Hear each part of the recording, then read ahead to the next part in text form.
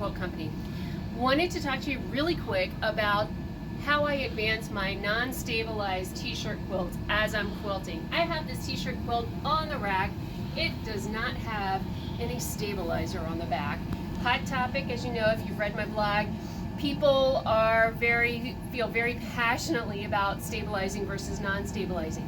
So what I do when I have to advance my quilt, I go ahead and I throw the pieced part up onto the rack. And then I make sure to go ahead, gentle tug on the batting, make sure everything's laying flat, make sure everything looks good, and smooth things out that need to be smooth. Then I take my quilt top and I just take it and I fluff it. So if you've read my blog about the double-sided t-shirt quilt, this is going to be really pivotal because this is when you're going to be able to adjust your sashing or adjust your side to side where, so you can make sure that your quilting lands where it needs to.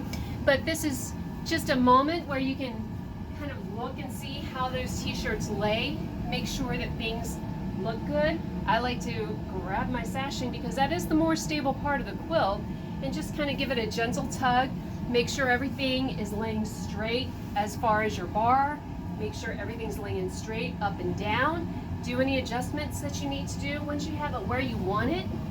Then what you're going to do is you're going to kind of go over some of these seams. I like to just take a quick pass over the seams to see if there's any drag or anything like that that's going to happen.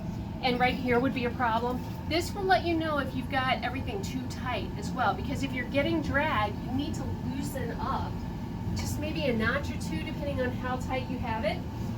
And when you go back over those problem areas, often you don't see any drag at all.